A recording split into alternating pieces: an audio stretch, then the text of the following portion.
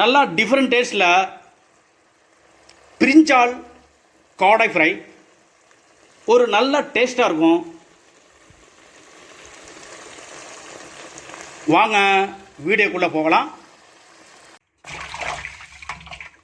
காடை வாங்கி நல்லா காடனுடைய தோலெல்லாம் எடுத்துட்டு நல்லா க்ளீன் பண்ணி இதை போல் எடுத்துக்கோங்க. ஒரு மிக்ஸி பவுலில் கருவேப்பிலை, கொத்தமல்லி, புதினா, ஒரு 3 பச்சை மிளகாய், அது கூட 1 ஸ்பூனு மிளகு, இது நல்லா மிக்ஸியில் அரைச்சிக்கிங்க. இதை நல்லா மிக்ஸியில் அரைச்சாச்சு.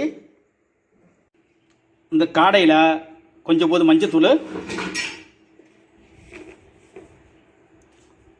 தேவையான சால்ட்டு ஆட் பண்ணிக்கிங்க. அது கூட அரைச்சி வச்ச கருவேப்பிலை, புதினா, கொத்தமல்லி தழைலாம் அரைச்சோம். இதை இது கூட மிக்ஸ் பண்ணிக்கிங்க. மிக்ஸ் பண்ணிவிட்டு அது கூட கொஞ்சம் லெமனை நல்லா புழிஞ்சு ஊற்றிக்கிங்க. இப்போது இதை நல்லா மிக்ஸ் பண்ணிக்கிங்க.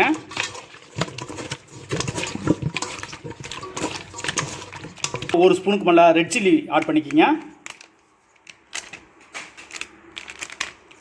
அது கூட கரம் மசாலா,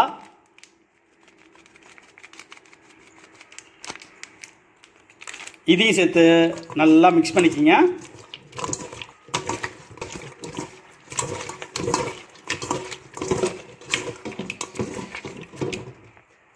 இப்போது இதை மிக்ஸ் பண்ணியாச்சு. இதை ஒரு அரை மணி நேரம் ஊற போட்டுடலாம். ஒரு மண் சட்டியில் வேர்க்கடலை எண்ணெய் ஆட் பண்ணிக்கிங்க. அது கூட சோம்பு,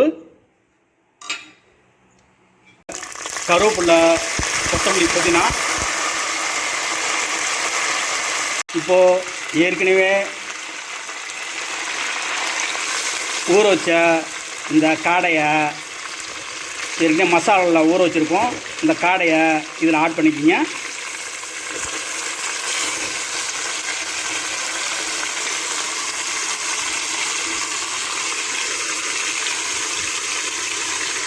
மீதமுள்ள அந்த மசாலாவையும் இது கூட சேர்த்துக்குங்க. இந்த மசாலாவுடன் சேர்த்து இதை நல்லா எண்ணெயிலே நல்லா ஃப்ரை பண்ணுங்க.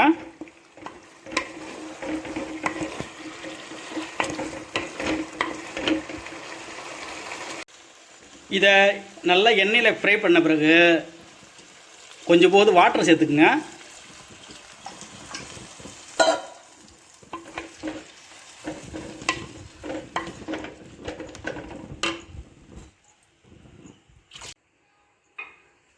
இதை நல்லா மூடி விட்டு ஒரு 15 மினிட்ஸ் நல்லா மீடியம் ஃப்ளேமில் குக் பண்ணுங்க. இன்னொரு பாத்திரத்தில் எண்ணெயை ஊற்றி அது கூட இஞ்சி பூண்டு ஆட் பண்ணிக்கிங்க பேஸ்ட்டை. அது கூட ஒரு கத்திரிக்காவை கட் பண்ணிக்கிங்க. கட் பண்ணி இதையும் நல்லா ஃப்ரை பண்ணிக்கிங்க. இந்த கத்திரிக்காவை நல்லா இஞ்சி பூண்டு பேஸ்ட்டோட நல்லா இதை நல்லா ஃப்ரை பண்ணியாச்சு. இதில் ஆட் பண்ணிக்கிங்க அந்த கத்திரிக்காய், இஞ்சி பூண்டு இதெல்லாம் சேர்த்து ஃப்ரை பண்ணுங்க.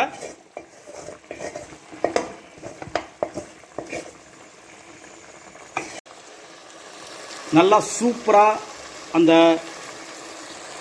பிரிஞ்சால், அதாவது கத்திரிக்காய் கூட இந்த காடை சூப்பராக குக் ஆகிடுச்சு.